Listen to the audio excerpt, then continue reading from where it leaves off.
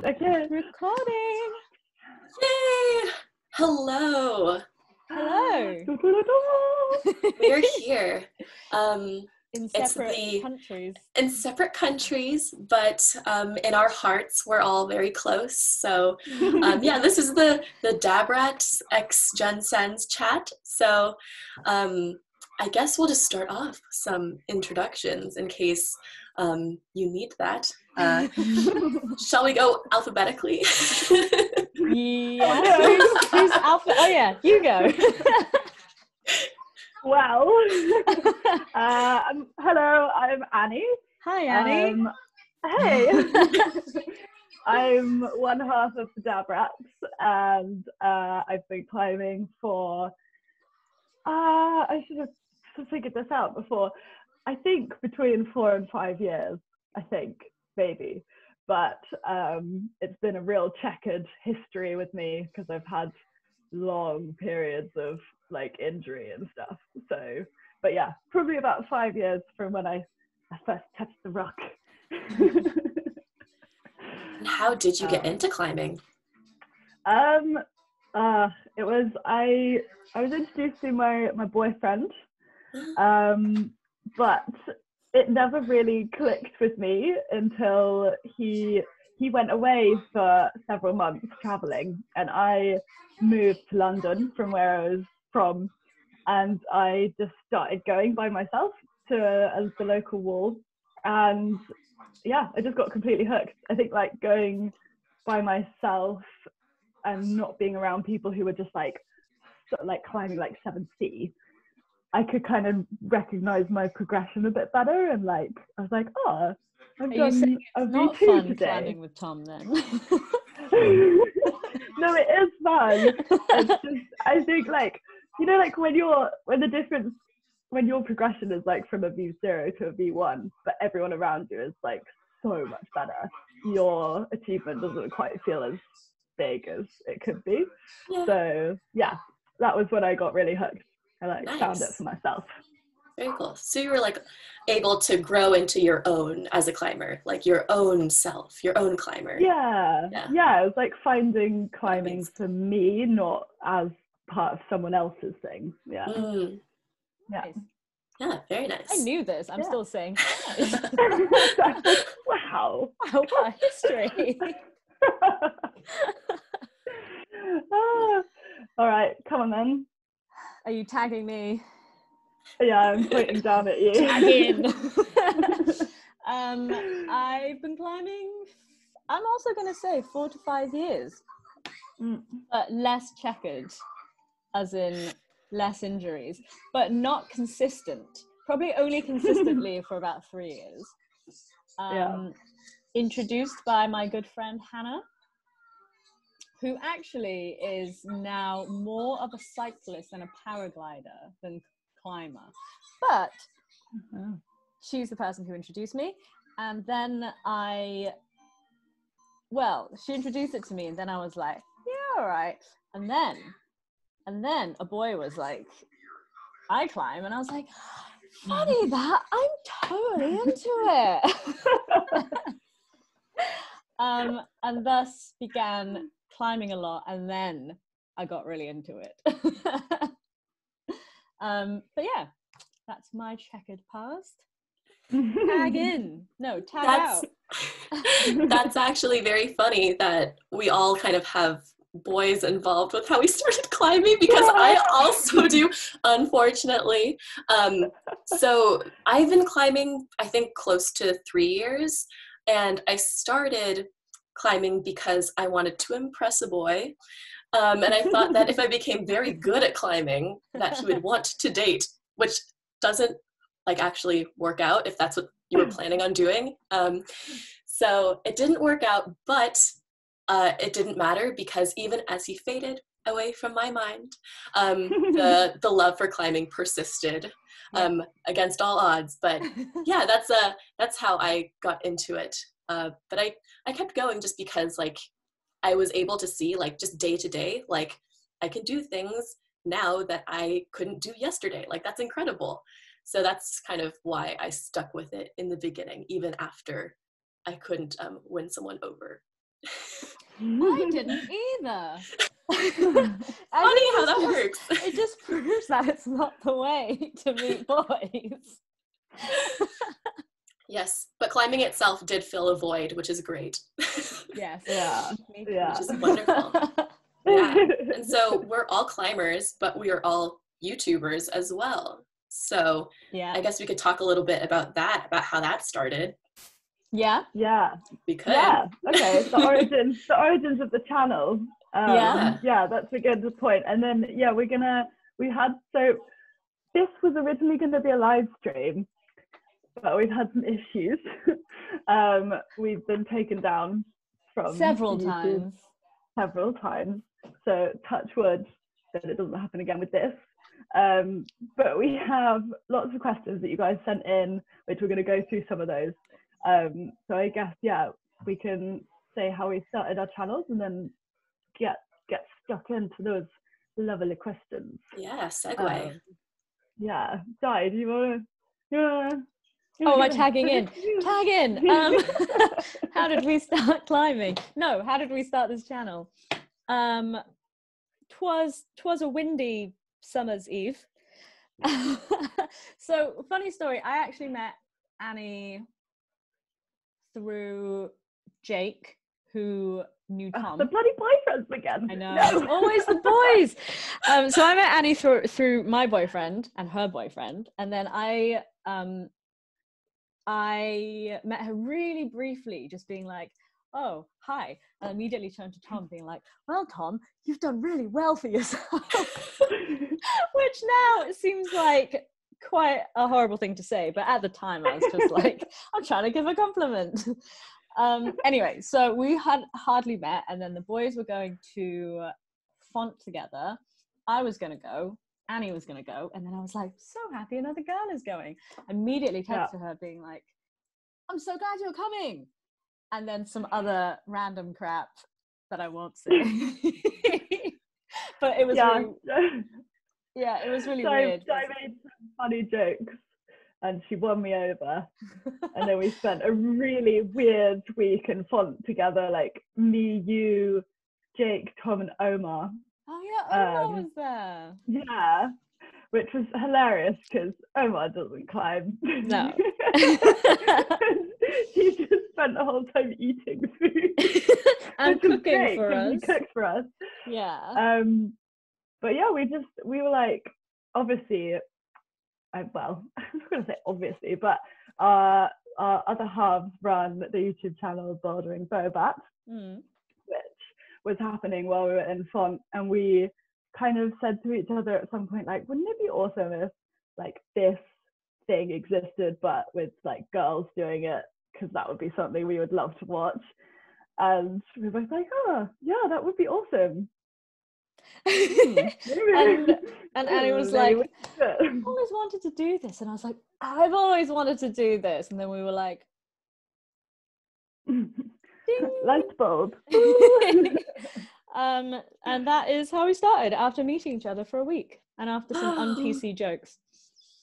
Yeah, so kind of as a stand-in for the audience here, I just want to remark that like it seems like you guys have been lifelong best friends. Like as someone who's watched you and like your chemistry, like it just seems like you guys are like have been best friends for like a very long time. And it's crazy to think that you spent like a week together and immediately were like, YouTube channel, let's just make it happen. Yeah, like that's wild to me. A week together, and then we came back to London, and I wasn't sure whether it was going to happen, because you know, like people say things and then you make plans and then you get back to reality and you're like, cool, well that was a thing we said. But then she texted me and was like, so when do you want to meet to do this? And I was like, yeah, I think we like picked a date. We were like, okay, 2 weeks from when we get back, we're going to meet, we're going to do it. Yeah. And we did. And filmed here it we on are. the phone. It was terrible, but we did it. Man, we also awesome. actually had someone else who now no longer is part of it. Yeah, we've had many other people come in and out as guests, and yeah, but we stuck through it. We stuck with it.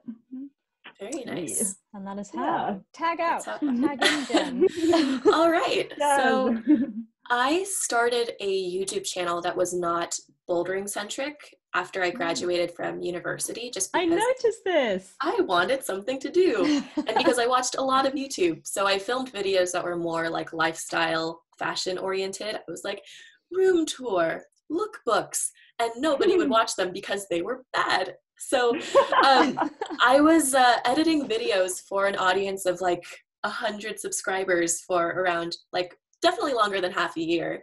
And then I made one video that was my 1 year. It was my 1 year anniversary of bouldering. So I decided to make kind of like a reflection type video of the things that I've learned. It was a little weird. It was out of place for the channel I had, but oddly enough was the one that like the algorithm decided to put on blast to everybody. So that was the one video, I think, of mine that hit like 1,000 views. I was like, this is very interesting. And I started to notice that the people who were subscribing to me, the only other people that they subscribed to were like the Bouldering DabRats or Bouldering Bobat. And I was like, huh. So I kind of saw the writing on the wall that the people who were following me were really anticipating that I was going to film more bouldering content. And initially I was like, well, I'm not good enough. And I honestly at that point didn't consume a lot of climbing content on YouTube, so I didn't know what people wanted. I didn't know what was out there. And at the time, I do remember seeing like the Bouldering DabRat channel back when your avatar was like, I think Annie's face. Is it your face? It was just like the good old days. like this, and it was like, and I was like, wow, these. That's the one. I was like, these chicks are really cool. But then I realized that like they were the only ones. I was like, no one, like there are no other like females making content except who are like not pro athletes. Yeah. And I was like, I think people really want to see more of this. And so I was like, well, I'll give the people what they want. And I realized that it was way more fulfilling to me because I was providing something that like people actually wanted. Like the fashion and lifestyle space, very saturated. Not much like unique perspective I could add to that. But with bouldering, I feel like, well, climbing in general, I feel like we have a lot we can bring to the table, us three. Yeah. So it was, that was a very like happy thing that happened. Very, very good that YouTube decided to push that one out. But it was kind of half luck that it happened, but I'm very glad that it did. Yeah. Hashtag grateful. Yeah, it's definitely like, well, this is the first question which really rolls in nicely, but that's like, what did we think about making videos about climbing when there really wasn't like a channel like featuring people like us that already existed? Because I mean, the reason I hadn't done anything like it before speaking to Di was because I was like, well, no one's gonna want to watch like me climbing, right? Because you know everyone wants to watch like people climbing AA and stuff. But I was really surprised that I think when we started there was only like Lizzie Ellison doing a channel. That was like the only woman making a climbing channel about herself, and she was, I think even then she kind of slowed down quite a lot with her videos. So yeah, it was really like, oh my god, this doesn't exist, it really should exist, but am I the right person to do it? Because I'm not very good. You know. But then like, yeah, I think meeting Di and then being like, oh well, someone else wants this, then maybe more people also want this, you know. If two people want it, maybe one other person and when will you're watch two it. people when you're two people, I feel like that takes the pressure off. Like if we're both not good, we can both just be like, well, we know this, but we're having fun. Yeah, or you can just like reassure one another and be like, no, it's great, it's good, it's okay. Oh, you B5 climber, B5. Which I have to say, hats off to you, Jen, for doing it yourself. I could not do it myself. Well, I mean, here's the thing though, is that you both like kind of created the space for for women, and I guess people in general, to make videos like non-pro, like this is, and whenever I say this, it sounds really bad. But I feel like the hardest thing is just creating something out of nothing, right? Like it didn't exist and you created that space for yourself. And then also for me to like wiggle in there. So I mean, like it, and I did also get some questions like, what's it like being a YouTuber and climbing? Like, do you ever get like this fear of being judged, or is it like scary to put yourself out there and also just to, you know, be filming? Because you got the whole rig up in yonder, like with the gimbal. So I mean, yeah, it's, and my answer to that is like, yes, it is scary. Yeah, it is pretty scary. But yeah, I don't know. My hat goes right back off to you both because you created the space. So there's that. Oh, guys. Getting all emotional. Hats off everywhere. Take your hat off, Annie. Yeah. Take your hat off. Also, hat will remain on because, you know, it's quarantine, and the last time I washed my hair was maybe, well, I don't know. We won't get into that. Yeah. I feel like I'm so sweaty all the time. Yeah. I think I'm itchy from being sweaty. Are you alright? Yeah, are you crying? I get very emotional very easily about these things, guys. It's going to be a miracle if I don't cry during this whole thing. I'm going to see if we answered that question by Irene. Shout out to Irene, which Shout out Irene. Yeah, like when starting your channels, was there ever a point where you were afraid of not being good enough to have a channel on climbing? Yes. Yeah, I feel like we kind of answered that. Definitely. Yeah, I think for us it was just like, let's just do it. Yeah. Just do it. Yeah, like we thought it would just be fun, or rather funny, because we just get to hang out with each other and have a laugh. But do you remember, because I remember us like very seriously having a discussion of like, are we just going to get loads of hate from this? Oh yeah. Like we were genuinely sort of like not anxious, but we definitely had the conversation of like, are we just going to get loads of people being really horrible to us? Yeah. On the first video.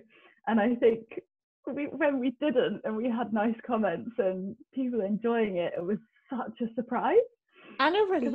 I don't expect it. Yeah, and a relief. Yeah, it was really weird, but I do remember being like quite worried. Oh, for sure. We it took us ages to decide, all right, like psych ourselves up about it, do it.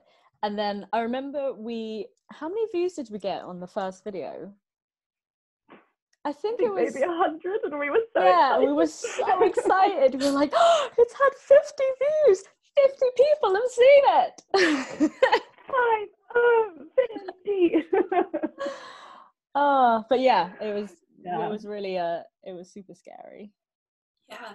Well, I mean, I also think that like in the beginning you get those comments like, wow, like it's so refreshing to see someone who can climb around my level.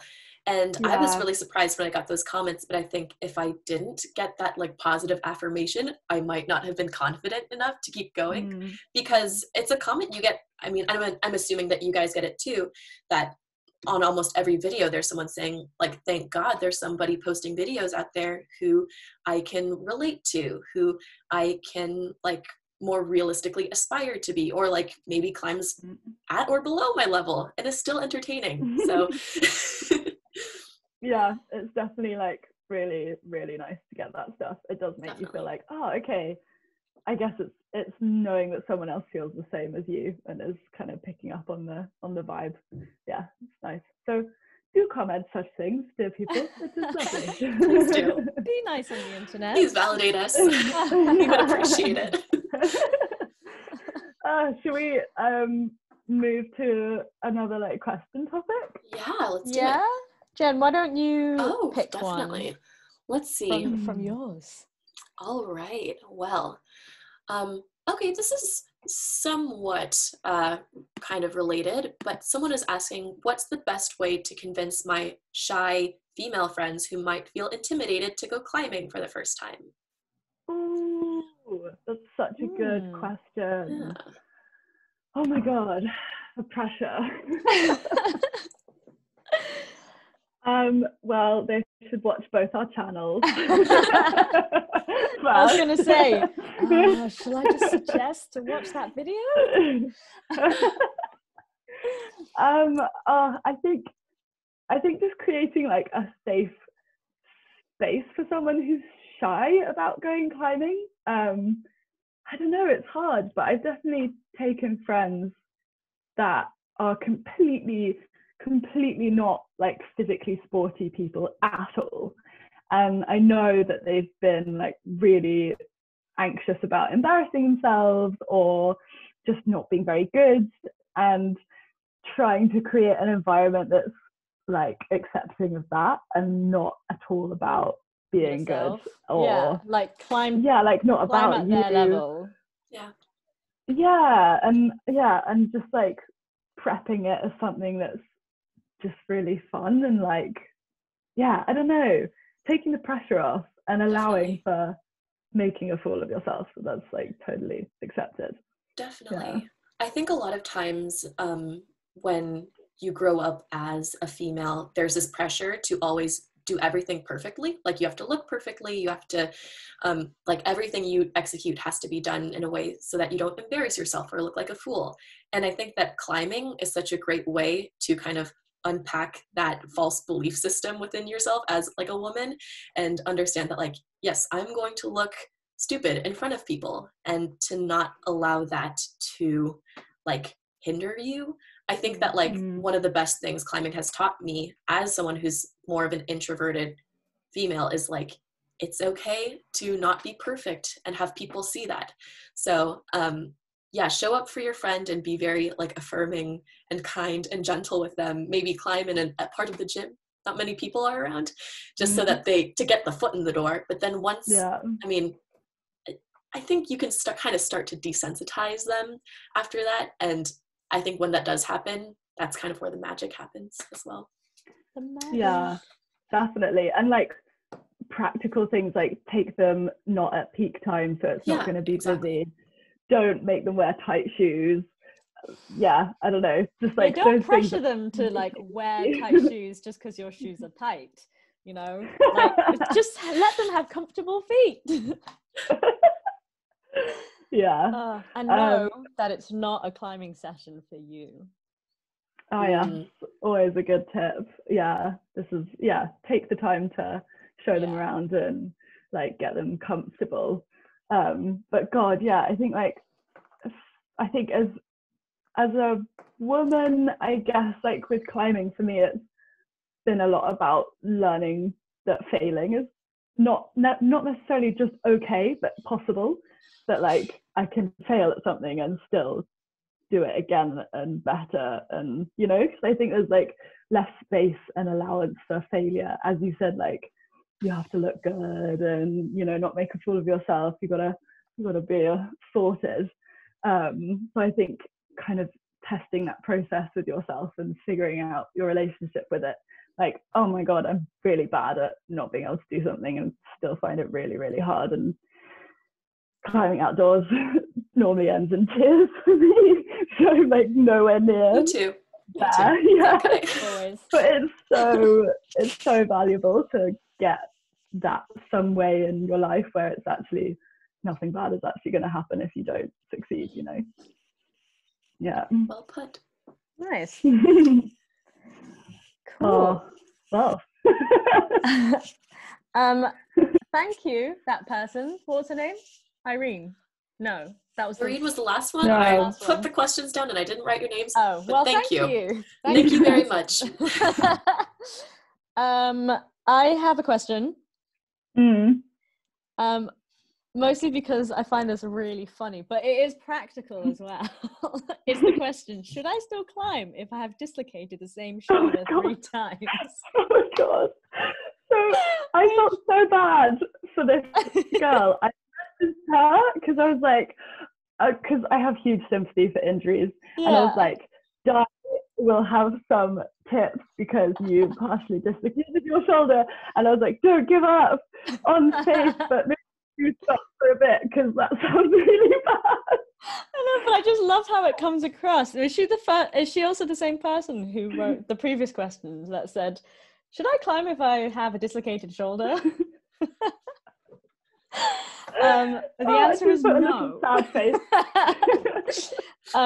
Don't climb if your shoulder is dislocated. Like actually. Yeah, just like, I can do it. But I would say, yes, you can. As many times as you dislocate your shoulders, yes, you can. I dislocate my shoulders often in the 5 years. I said 5, right? That I've been climbing. First, it was this one at Mile End, and then this one again at the Arch. Oh. But basically, because my shoulders are like hypermobile, they kind of like sit outside of the socket anyway. They're really prone to dislocate. But I still climb, even though I've dislocated both shoulders numerous times. But you partially dislocated it like last year, didn't you? And then you did like masses of rehab, loads of stuff, and then you seem to like get much more.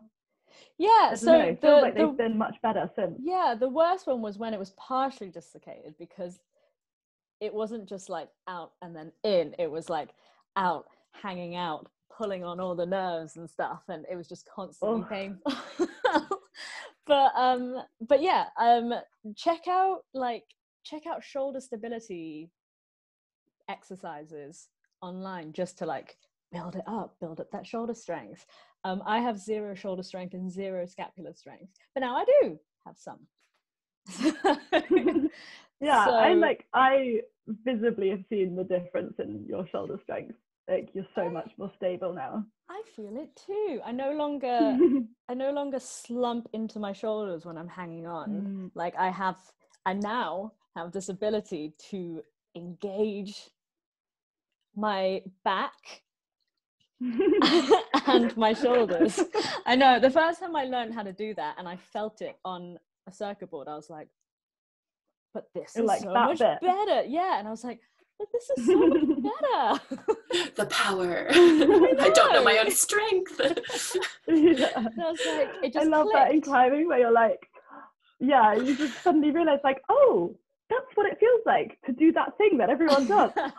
Wow. So nice. I remember the first time I ever did a toe hook and it worked. It was just like mind blown.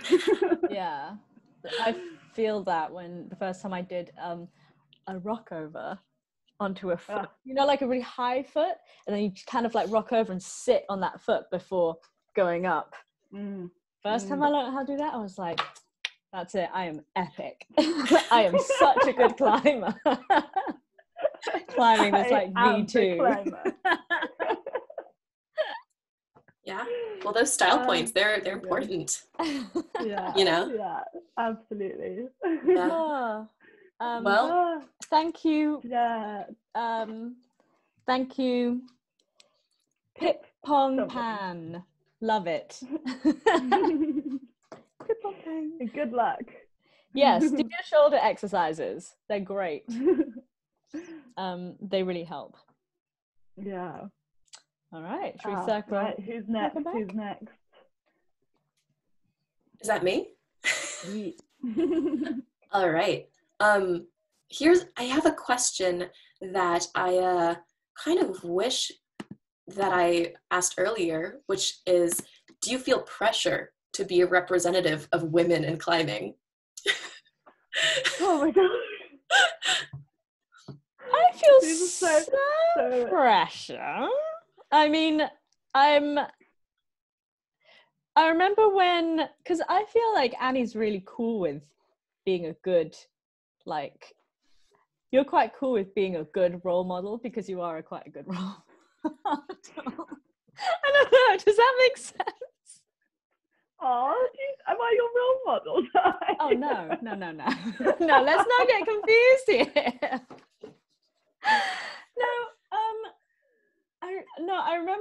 I remember we had an interview you got interviewed by Matt Groom at Magic Wood, And then he said, oh God.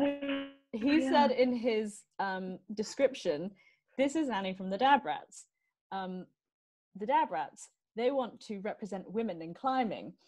And I was like, can he please change that sentence? And you were like, no, we should be proud. And I was like, but I don't want to represent all women in climbing. It's too much pressure because we're not that good. I think like as long I don't feel pressure to be representative of women, just because I think from the get-go I never really like took myself that seriously, so I never thought that someone could look at me and legitimately feel like I should strive to be like this person. But I do think that while I maybe I've never outright said like I want to represent women in climbing, like I feel like just showing up, like I hope I've done that. And also just like I'm glad that to be representing like I'm glad to have a platform where I can show that it's okay to be vulnerable and like have emotions associated with climbing. I think like having a channel like ours is like affirms a lot of things to women. But as far as feel pressure,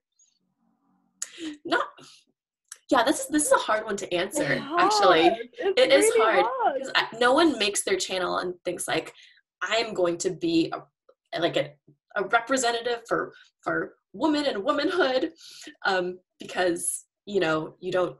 I don't know. That's like not like the reason I started was just because it happened. But yeah, it's like this is such a hard question to answer. I don't know. What do you think, Annie? I don't know. I think I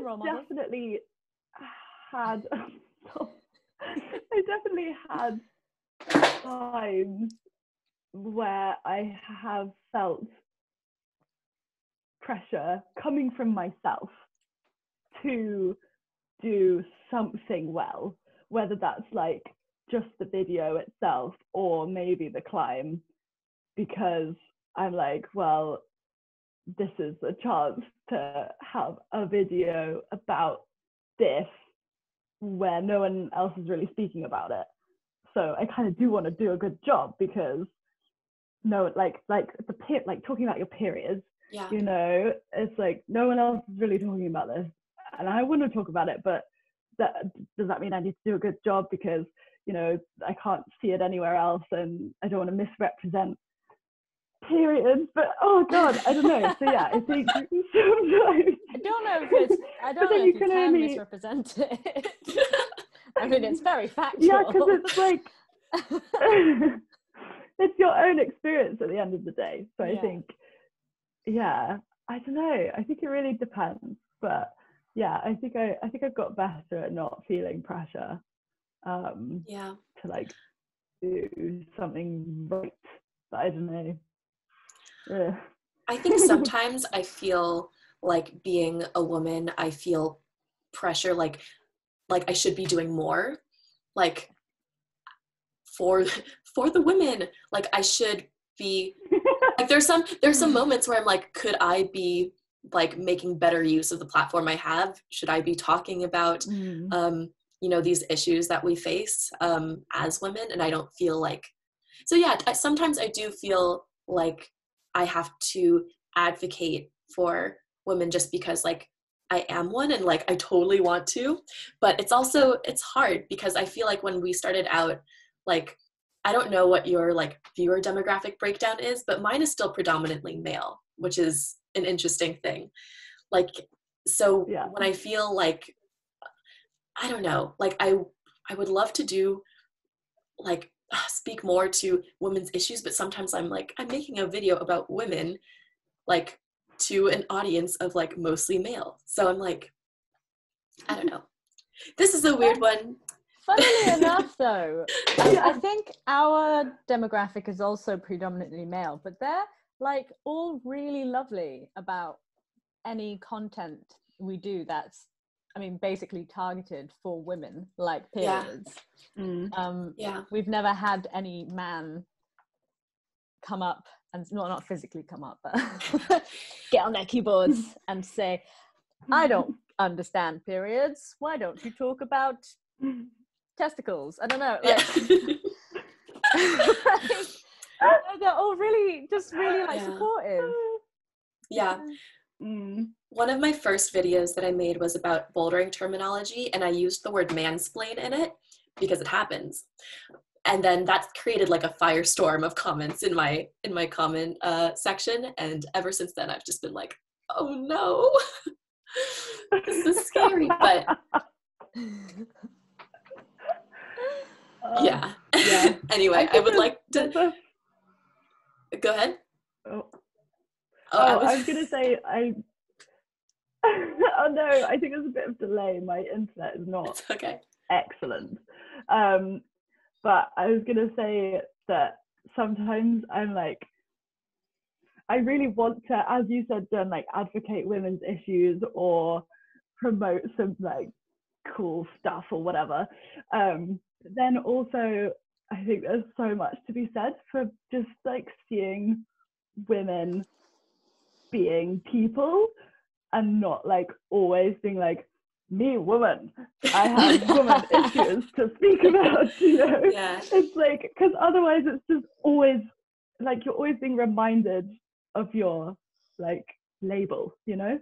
And it's just nice to like just be a funny person or a climbing person and just you know. And that is enough. So I think it's like nice to have a balance. It is enough. It is enough. Like, yeah, I think at the end of the day you have to think about what your channel is, and while we are women trying to, let's say, represent women in climbing, it doesn't mean we have to stand for all women issues. Even if we do personally, we don't have to advocate them on the channel. Well, I want to thank, since I have pulled up the questions, I want to thank Remarkably Plain. That's a fun username, for asking that question. Definitely got us thinking. So yeah, oh my god. Very insightful. Thank you. Got me warm, that one. It is really warm at the moment. I've been wearing shorts all day. All the heat rises in this house. Do you want to pick one? Well, the flapping about doesn't help, does it? Or does it make you hotter? I don't know. Because you're activating all these muscles.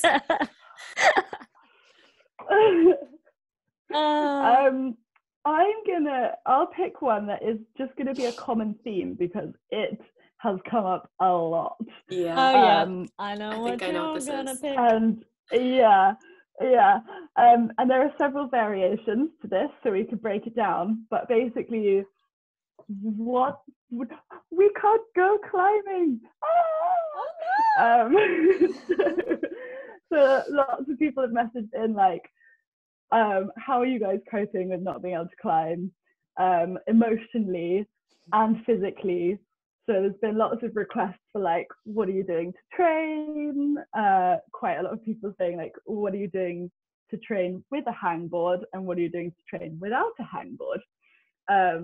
So maybe we can like go through this a bit, because it's been like every other question. This. Should we? So I wanted to start it off with a little reassuring message. Because lots of people have been like, I can't climb and it's really hard, and I'm worried I'm gonna lose all my strength or lose like all the progress I've made. So I wanted to give you a little pat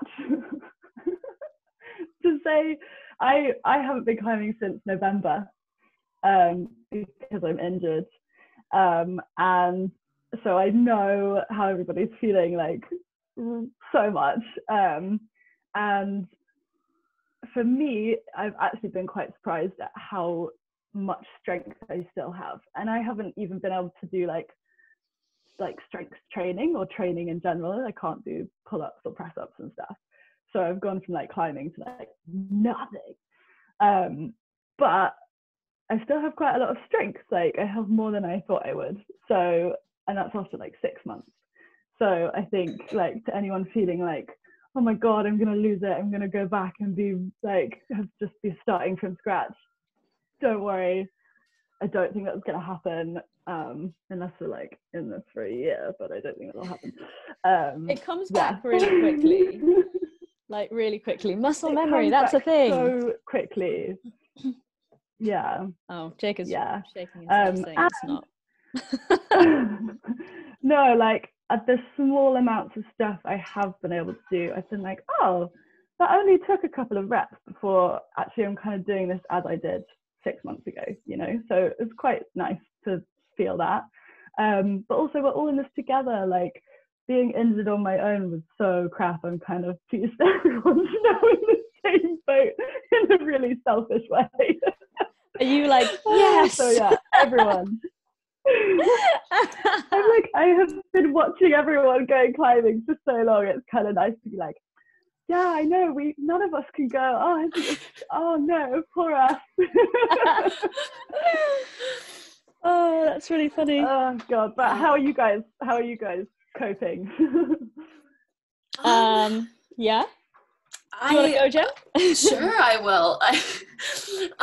I have not been, well, I've lucky enough that I haven't been injured in the past, so I don't think I've ever taken more than like a week off climbing. So initially I was a little bit sad. You definitely go through all the stages of grief when you lose something that's important to you. Yeah. So you have like, God, yeah. You've got denial, you've got bargaining. Bargaining is the stage where you're like, I could build a home wall, right? So you go through all these different stages of grief, which is, I don't think that's, an exaggeration, because climbing means a lot to us, especially if you're like watching this right now, it clearly means a lot to you. But I think that like, it's fine. I try to simulate it as best I can and just understand that like, there are so many other parts of climbing training that I've neglected just because they're not as fun as climbing. So like antagonist training or flexibility. And I think everybody has been kind of hyper-focused on finger strength and hangboarding and stuff without realizing that, you need to look at the whole picture. It's not just your fingers. Guys, it's time to get flexible. Yeah. So I think that it's you can make it into, a more happy occurrence if you just realize that this is probably a good thing for your tendons. Just try and find the silver lining in it. Obviously I'm sad, and I think we all have like a climbing shaped void in our lives right now. But yeah, I don't know. My short answer though is it's hard. It's bad. But I can talk about like the training stuff later that I'm doing, probably like later, because I'm curious to see how like Di has been coping with it as well. Oh, thank you, Jen. Open to the floor. How have I been coping with it? I feel sad, but also maybe I'm still in my denial stage, because I'm like, it's okay, because it's only been 2 weeks since the last time I climbed. I'm still a bit like, maybe it won't be that long. Like I find it really hard to think further down into the future. I can only think past this week, not even past this week. But anyway, but yeah, I guess I've been like hanging more and doing my pull-ups that I never ever do. Still can just do one, but every day that's just training it. I'll be really psyched the day I do too, and then I'll be like, yes. But yeah, I've just been, I guess, trying to keep strong in different ways. Like I do a lot of yoga now, more so than I've ever done before. And yeah, it's hard. Yoga's hard. I haven't done it like properly in ages, even though I teach it. But when you teach it, it's different, because you're not you're not actively doing it. Yeah, I think also I'm quite like sore everywhere from doing a lot of yoga and pull-ups, and to me, in my head, I feel like I'm doing some sort of training because I'm sore. So I'm like still getting them gains, working something. Yeah. Yeah. It's like trying to find that like try hard satisfaction feeling from other stuff, which is kind of, it's not the same, but it at least gives you that feeling of like, oh, great. Yeah. It's not as fun or working. Satisfying, because I don't know, climbing has that end result, right? That you've completed it, you've done it, you've done the climb, whereas like you don't have that elsewhere. Yeah, I think that no form of exercise for me could be as fun as climbing, which is what makes training when you're not climbing very difficult, because you have to find ways to make it fun for yourself so that you actually do it. I think that's like my biggest piece of advice with training is just like find a way to make it fun. So just like try and find what bit of training you like the best. I think that's like more realistic, because then you're more like will probably end up doing it more. I don't know. Yeah, for sure. I just watch TV when I do no it. point like watch TV. That's a good idea. I just put Gilmore Girls on, then I'm like, right, pull up time. Just like staring at Gilmore Girls. Yeah. Have either of you been hangboarding at all? A little bit, yeah. A little bit. Do you have like a little routine that you do? I do my little repeaters. Repeaters. Very nice. What about you, Manny? Yeah, I've been doing some like max hang stuff.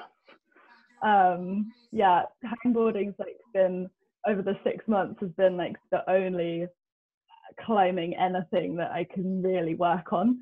So that's been my little straw I've been clutching to. I've also got one of these, which is really very good. Nice. Yeah, I do recommend it actually. It's a Metolius ball thing, and it's because you can get those like gummy weird things. Yeah. What are they called? The power grips. The power fingers. Power fingers, yeah.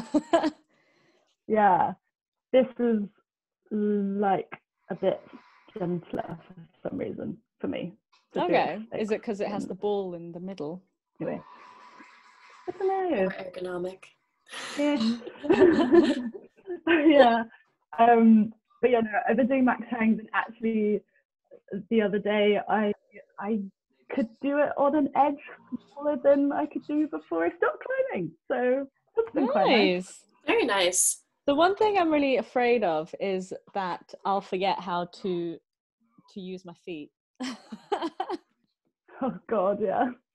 Like I was terrible at that anyway. Me too. I was so like it's taken me 5 years to learn how to use my feet, and now it's just all gonna go.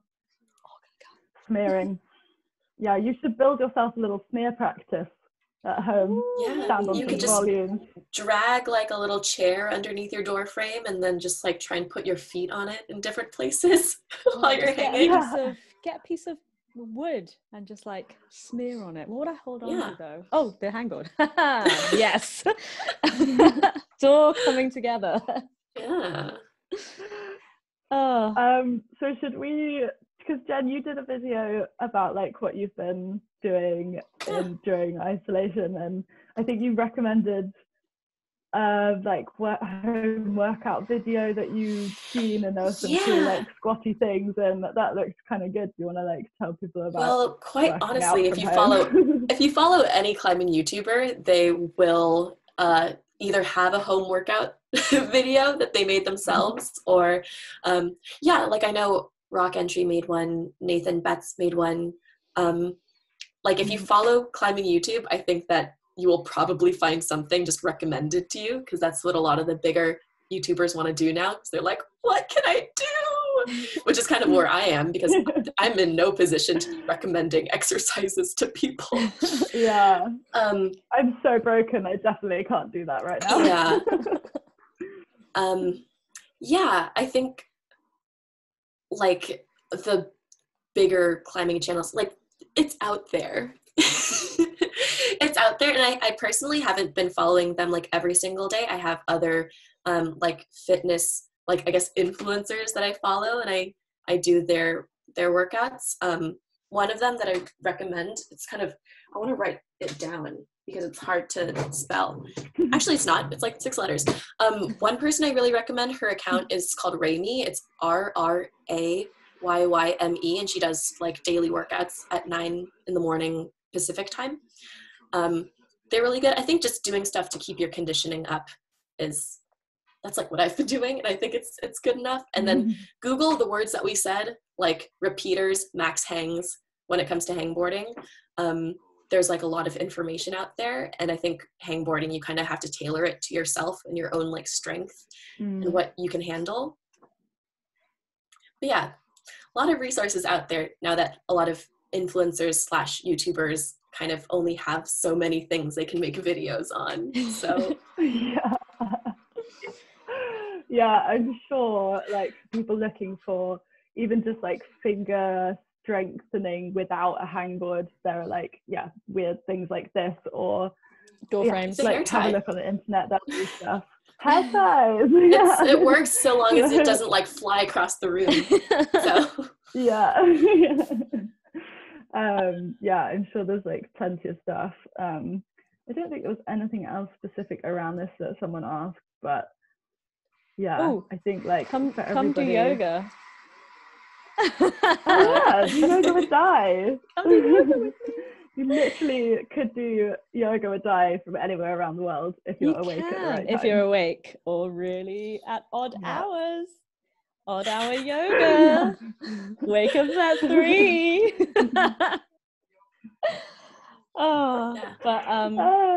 But it's I'd say it's a good time to get that flexibility on. I actually do feel better physically now that I'm doing yoga every day. Like definitely less I don't know, like achy. I mean, I'm sore, but it's not like an achy sore. It's like I'm stretched kind of sore. Also, I got Matt Groom to do it, and he's been doing yoga every day, and he says he feels better doing it every day. Matt Groom has been doing yoga every day? Apparently, that's Seriously? What he's saying. I don't believe him. He's lying. I've seen that man's hip flexibility, and it is terrible. I've also seen him do it, so. I mean, oh my god, I've never seen someone so inflexible. It's amazing. You should be doing yoga every day. Yeah, he's really not flexible. Poor guy. But we love him. He's great. But he will be after isolation is over. So work on your weaknesses, people. Shall we pick a new question? I think yes. Just really quickly, I'm super curious as to like what other hobbies you have like outside of like climbing and making videos. Like perhaps you have more time for it now that you cannot. Hobbies? Like for example, I watch YouTube. I actually don't watch YouTube. Even though we have a YouTube channel, I actually don't watch it or know anyone who's on it. I watch PewDiePie, but whenever he makes references to other YouTube channels, I never know what he's talking about. I watch. My biggest use of YouTube is to find out how to do stuff in Premiere Pro or Resolve, because I love the learning the new stuff is good. I love to do art. I love drawing and collaging, and listening to stuff while I do that. That's my pastime before climbing. I was big into my crafts. Yeah. I was just curious. I was curious. This is, I think we also got that question, but yeah, it's nice because, you know, we're more than just climbers. There's more to us than being. It's actually, it has been quite nice to revisit things that, like, say, I've not done in probably a year. Like, picked up the guitar for the first time in probably I saw that. That beautiful. Was exciting. That was I was blown away. If you don't follow Di on Instagram, it's just like voice of an angel. Yeah, really rusty. I was like, that's not how I remember it. I have yet to pick up art again, but we had a little drawing session, me and Annie, over the phone. We drew my cat. Oh my god, yeah.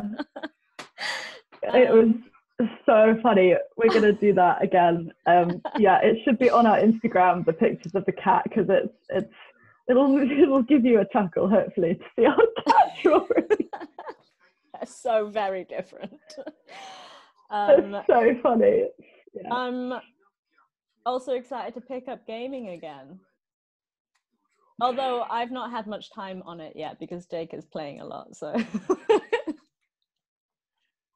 How hardcore is it? Like, what gaming system?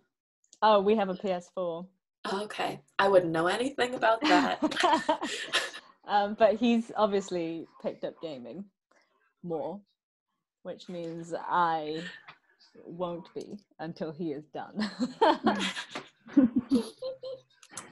Have his the skin on his fingers grown into the console? No, he has gloves. He has gloves. Yeah, okay. Gloves to game with. That's really creepy. Gaming gloves. Yeah, it's very Michael Jackson-y. Can't be too careful during this quarantine season. What about you, Jen? What hobbies have you re-picked up or re-enjoying or new? I like Annie. I like her, but I also like Annie. I'm crafting. That's your hobby. I have a shrine. But no, I've been picking up more. I've been doing some arts and crafts. I do a lot of like fiber art, like making things with yarn. I think it's very therapeutic. But I also have been trying to like play more bass as well. So she can also do music. Just kidding. I just started. And then I've been playing a lot on my Nintendo Switch. A lot of Legend of Zelda. So yeah. You know they're common all sold themes out here. Everywhere. Really? Oh man, well I got it early. I know, because like everyone's harping on about Animal Crossing. Animal Crossing, yeah. And I was like, I don't want to play, but you can't buy a Nintendo Switch anymore because everyone got there. Yeah. Aww. Well, that's good. We're doing well. Yeah, we're keeping ourselves busy. Yeah. Also, cool that you're playing bass. That's the dream instrument. I really want to learn how to play bass. So the skin on my left hand, I'm still maintaining the calluses. Yeah, so it's good. But the skin on my right hand is soft as. Just kitten paw. As a kitten paw. They're quite rough, actually, just so you know.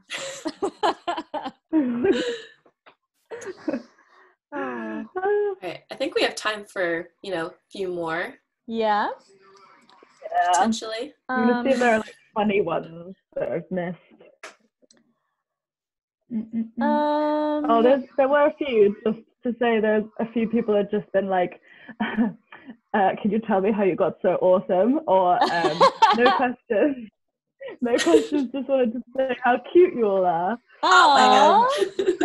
Yeah, there was another really sweet one. I just seen that one.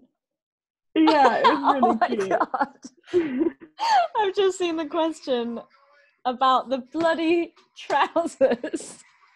Oh yeah. Oh my God. I got a pant question too.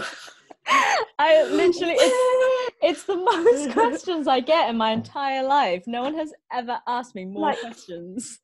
about... I would say probably overall the amount of comments that we get. So like the one topic that's most common is where did Di get her trousers from? Oh God. Di, are you gonna finally reveal this so that people can stop asking?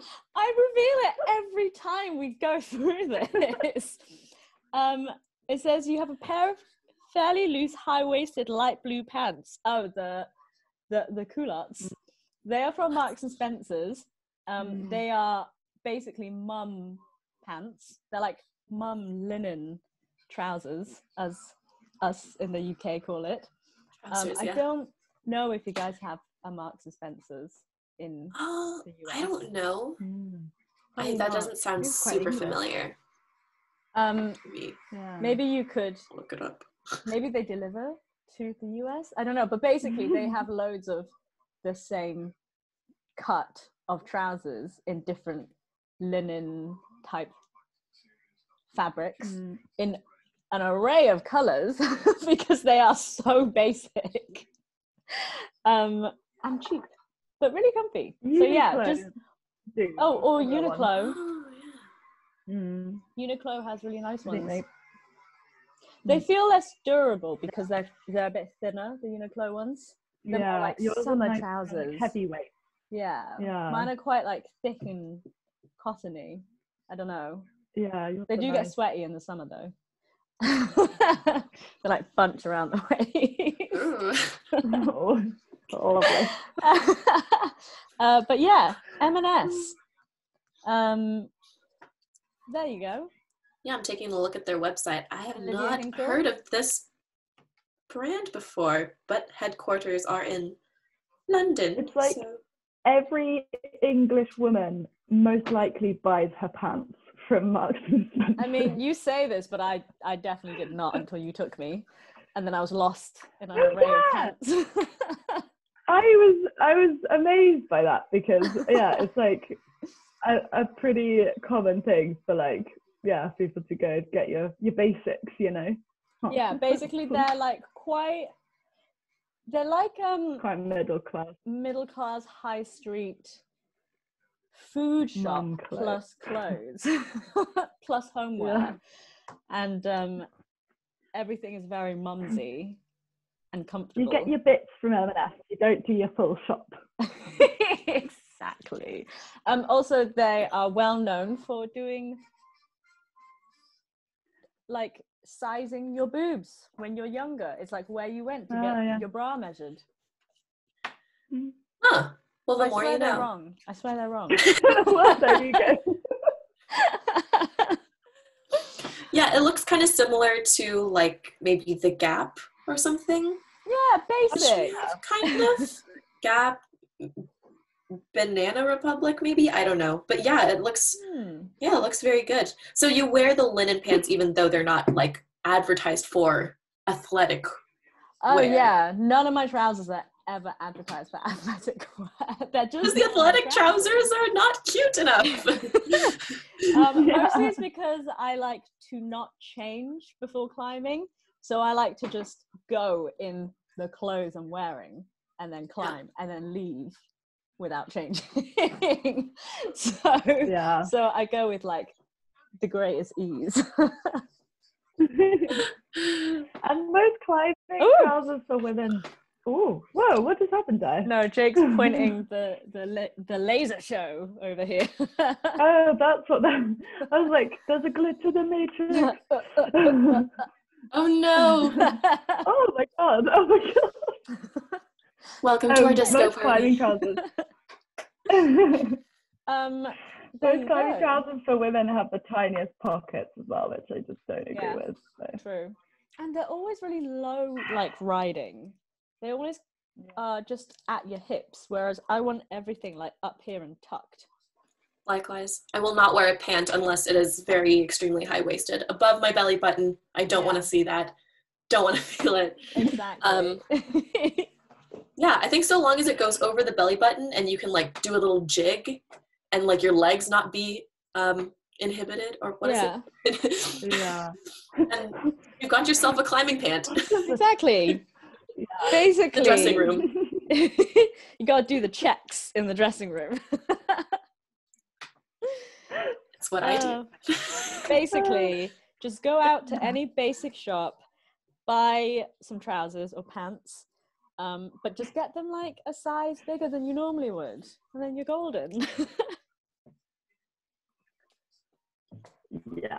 So hopefully we answered the pant question. Maybe put it to rest. Yeah, I'm just kidding. maybe we should You'll still get it. There you go. We should compile a list one day. I would love some trouser company to just sponsor us. Yeah. Oh no, if only someone could sponsor me.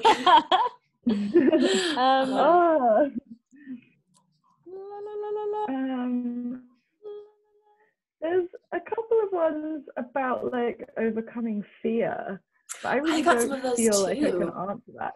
I know. Because I'm like really scared all the time. All of the things that climbers experience, like obviously we experience them too. We're not immune. So yeah. I mean, I don't know. I think with fear, just my immediate answer is just like desensitize yourself, work up to it, make yourself uncomfortable. And then the longer you are uncomfortable and like kind of pushing that that boundary of what you can take, like the more you like are okay with it in the end. Yeah. Don't hurt yourself. Yeah. Don't sue me if you do. Listen to your fears sometimes though, because they'll be correct. Oh yeah. Your fears to protect yourself. Yeah. But you know, sometimes they are unreasonable when you're like, you know, when you are standing like not that far off the ground and you freak out and you think, oh my god, I have to climb down. But then, yeah. I mean, it's just normal. You Fear realize is a part of climbing. fine it was. Yeah. I think like a big thing for me with fear is that I get scared and it stops me doing something, and that's kind of fine. But the thing that I do that is really unhelpful is I like give myself a hard time about the fact I was scared, and that's what makes it impossible, because then I'm just like, oh my god, why was I so scared? I'm so stupid. I shouldn't have been that scared. And then of course I can't climb because I've just like given myself that antidote to a pep talk. The anti-pep talk. So I think like, yeah, an anti-pep talk. So I think like being antidote to a pep talk. That was great. The opposite. That's it. The opposite to a pep talk. Oh, that tickled me. So you have a pep talk that you stuff right away. Here's the antidote. Make your pep talk go away. Oh, so good. You suck. But yeah, like just accepting of that feeling, being like, okay, I'm scared. That's okay. Move forward, and yeah, then like move into trying to desensitize it and like work to it and stuff. But yeah, like it's totally legit to be frightened because you're up in the sky, like you could fall. You could. And badly. Yeah. Guys, we could hurt ourselves. Oh my god, what? Why do I do potentially this? Dangerous. Oh no, why do we do it? Why is it so good? For the thrill.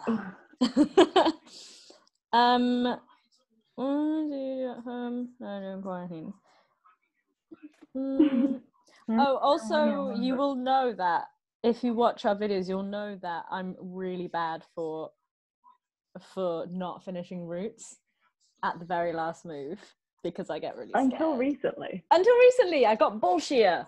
That's something I've been working on, getting bull shear. Yeah, and just you've been going for it. I know, but before I do remember comments being like, she never finishes a problem. I'm like, because I'm scared. Well, that's the kind of character growth we love to see. Yeah, absolutely. Pick up the bus I needed. So, yeah. But yeah, it's a real thing. Fear. Yeah. It's real. have you got any questions you wanna get asked, Jen? Yeah. Yeah. So Annie kind of mentioned something about like self-talk and being kind to yourself, and like having that be your reaction instead of immediately just trying to talk yourself down. I got some questions about like what is your mindset like when you're approaching like a difficult project? How do you prepare? Like what is your mindset before jumping into something difficult, and how do you prepare yourself for a difficult project? As well as like kind of on the flip side, if you get disappointed, like how do you work through your emotions associated with that? Oh my god. So Annie said earlier that she has cried at the crag before. I think every one of my outdoor sessions I shed tears. Oh yeah, It's there's normal. always tears. Always.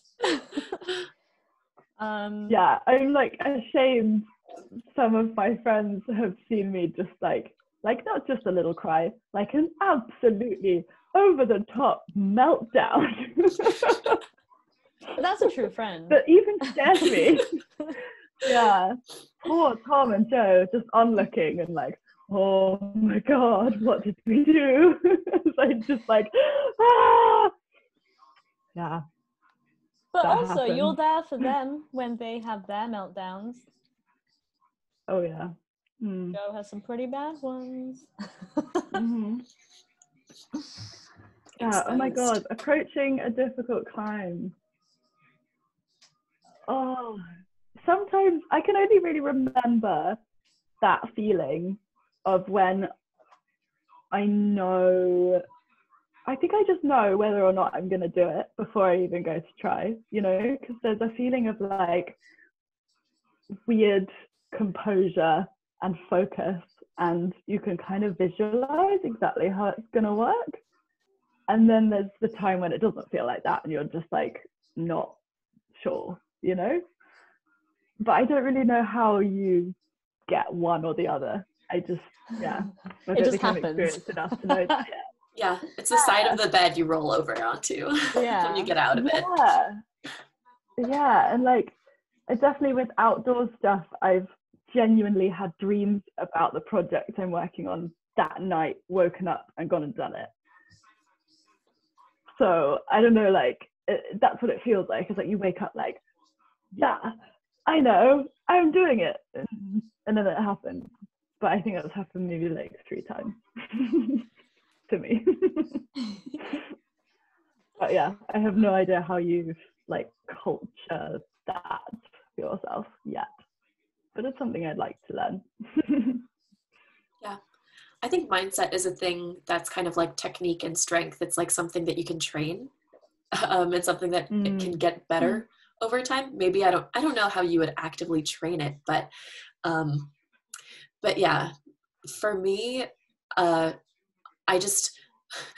know how badly I can sabotage myself before I even touch the rock. So I try and just like clear as much out of here as possible, and just not think about it and go in with like very low expectations so that I'm not like already disappointed. Like, I don't know. So I don't set myself up for disappointment, rather. Yeah. But yeah, there might be more productive ways to process my emotions, but for now, it's like either try to not have them at all and just completely suppress them and then eventually end up bawling and crying, or just kind of like not caring. But I can't say that one is better than the other. One of them is just more emotionally turbulent than the other.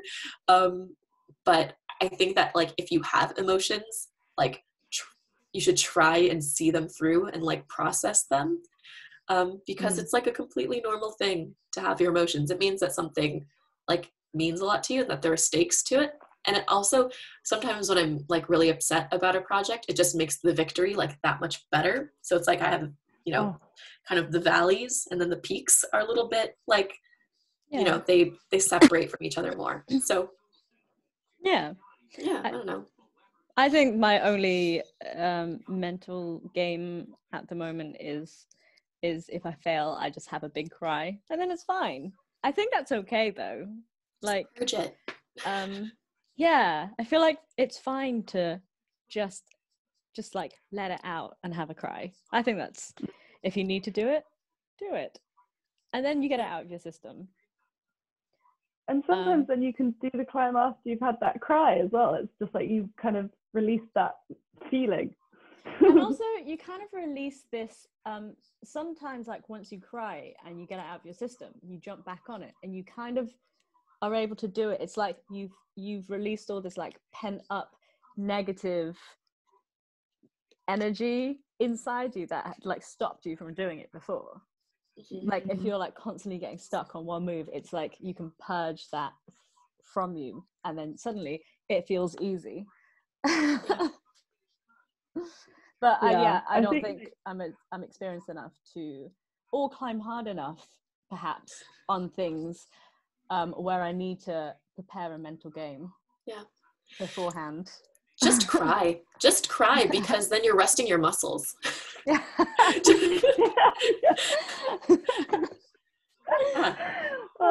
That's probably what it is. It's such a like huge, I feel like there's like the physical side of climbing is very structured and methodic and kind of like, oh, this weakness, do this to strengthen. But the mental side to me is just like, you know, it's like this huge amorphous blob of the unknown. And like, and there are books about it, films about it, you know. I think there's like there are songs about it. Books and films. Oh, there could be songs. Not yet.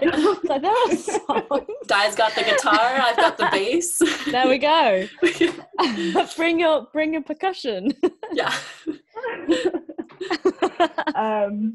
But the book Mastermind by Jerry Moffat is quite good. That is very good. Yeah, reflect on your own like mental process if you've never kind of done that before or haven't read anything else about it. It's a nice little starter kit. Yeah, good book. So yeah, cry people. Just let Don't it be all afraid out. to Sob, cry. melt down. Just cry in the crag. Water the plants. But not on the rock. No. Does anyone else have a question that they want? I don't know. I feel like we've kind of gone through a good amount. I was just wondering if we can find like a funny one to end on a high. Have you got one? What about just pet peeves? It's not climbing related at all, but favorite food. I got one that was favorite food. Yeah. Oh, I'm thinking about my pet. I'm gonna think about my pet peeve. I really like Korean rice cakes. They're like tteokbokki. Yes. Oh my Yeah. god. But what in though, Jen? What in? What kind of? I like the kind of hot, like the spicy sauce. It's so good. They are so good. Sorry, I'm getting very passionate about them. I love. You can buy like a microwave version. They're just so good, so tasty. And whenever I'm about to dig into one, I'm always just like, I look at an invisible camera and I'm like, "Welcome to my mukbang," and then I just like make like this ASMR chewing noises to myself. Oh, so good. Love Korean. Yeah. Oh, so good. Yeah, best like self-isolation snack. Other than alcohol. What's your favorite food, Juan?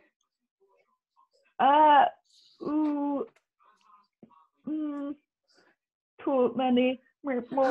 Cannot decide. Love food. Or do you have a pet peeve off the top of your head? Oh, okay. Favorite food at the moment is crumpets. Okay. They're British. Yeah. Just have to Dan Google it. won't know what a crumpet is. Look it up.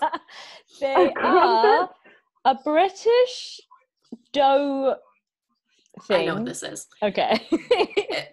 We call them English muffins. Okay, I was going to say they're like a muffin, but a muffin in America is like Eddie, I don't know. It's like if a sea sponge was edible and full of butter. Ah, so good. Yeah, I love a crumpet at the moment. And I have a food-related pet peeve, which is I can never eat the very bottom of a yogurt. Is that a pet peeve? Or is that just a weird habit? I'm just so annoyed when there's stuff at the bottom of my yogurt. The disrespect. Bad habit, wasting food. No. Back up. That's me digging a hole. No, it's because the bottom of the yogurt pot is always like really thin and watery for some reason, and I just, it makes me feel very icky, and I hate it. And it's not loads; it's just like maybe that much at the bottom, and it's always got. I feel like you're eating yogurt wrong. Anyway, I've never encountered this. I've definitely seen it at the top. It's just kind of like whey stuff. I don't know. It's just like liquid. Yeah. Put it out of a bowl. What if you like tip the yogurt pot into a bowl? But it's a big pot, you know. I wouldn't eat it all at once, you know. It's not like the little one. Got it. Proper, you know. What about not if a you little one. tipped the last bit of the yogurt pot into a bowl? Sometimes, to try as a poor student, I've, you know, to stop this habit of mine, I have got to the bottom third and given it a really good stir, and then eaten all of that. But I gotta say, it's it was hard. Aww. That was the old me. Oh wow. Now I just don't eat yogurt. Oh, but it's so delicious. Yeah.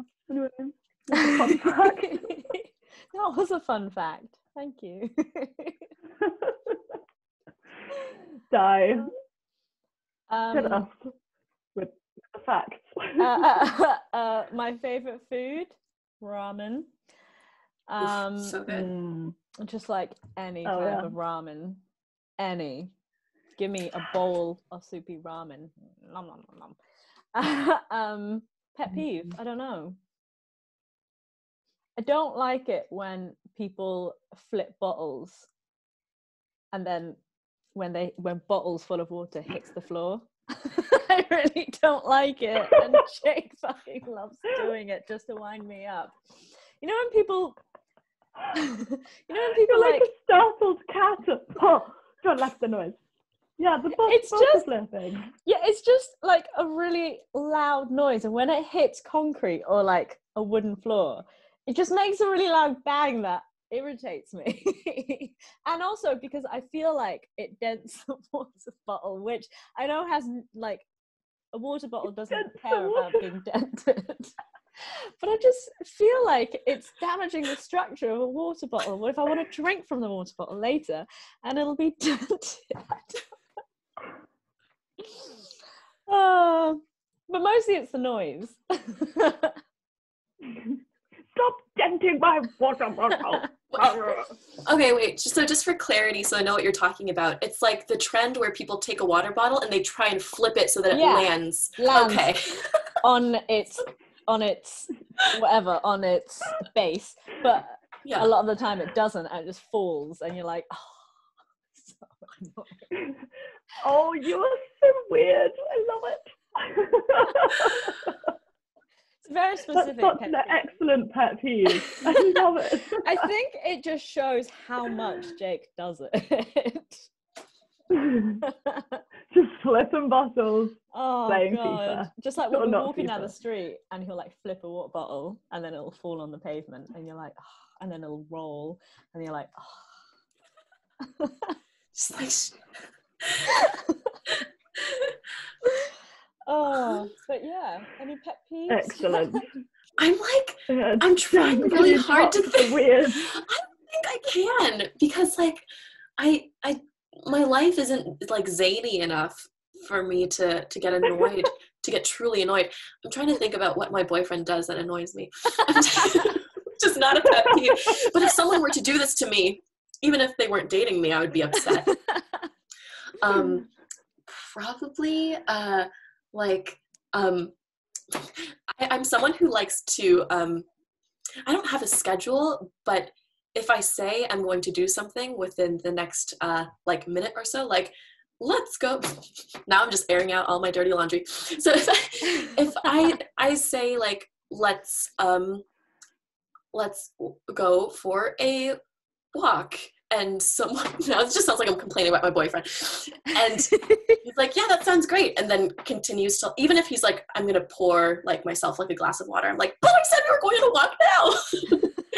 So like dilly-dallying, that is my pet peeve, is dilly-dallying. Okay. My pet peeve, Yeah.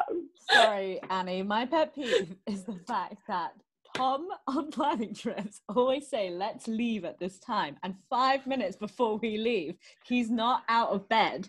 And then he's like, oh, I need to go for a poo. See, that would drive me crazy too. And I'm like, I got up especially early, showered to be ready at this time. You said. And now you're taking your time having a poo. Sorry, Tom. Honestly, like even I haven't been on as many climbing trips with him as his friends from Devon, and every day on every trip, that's just the way it is. You know, it's just like part of the experience. You get up, you all get ready, you do the breakfast, you clear the breakfast away, and then you wait for Tom. And I do this not even on a climbing trip, but I do this on a daily basis when I want to meet Annie and she's leaving with Tom, and she'll be half an hour late because she's like, sorry, Tom is still pooing. And I'll be like, can he just poo an hour before, please? Oh my god. Now we're just spreading that. Sorry, about Tom. each other's boyfriend. Love you. I mean, I do love him for it because it is part of his charm. It is an endearing quality. In retrospect, it's a lovely charm.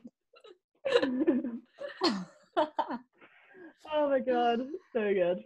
Oh. Well, on that, we're keeping that thought in people's minds. I think that's a great place to, wrap things up.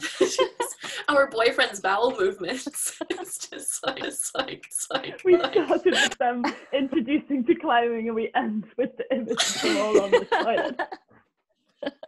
Oh, I'm on the toilet right now. Are you guys not on the toilet?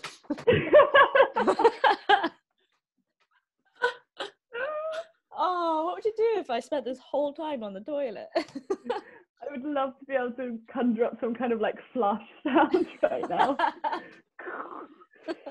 Be really good. Oh, well, that was fun. Oh my gosh, how do we end? I like just quick. No, I think we've had. Yeah. We tried to answer as many questions as possible, the ones that were relevant, but there are totally like more questions out there that I wish we could cover, but I like to ramble, so it takes a while. It takes a while, but if there's genuine interest for more of this, I would be happy to oblige, because this is a lot of fun. Yeah, just hanging out. Yeah, and hopefully we can do a live one at some point. Yes, which would be really come nice. on YouTube. That'd be a lot of fun. Pray to the YouTube algorithm. So hopefully we will be able to work that out. But is there anything else you would like to add, either of you? No. Parting words? Yeah. Hope that everybody keeps sane, keeps happy, and keep safe. Oh my god, can we do like share, subscribe.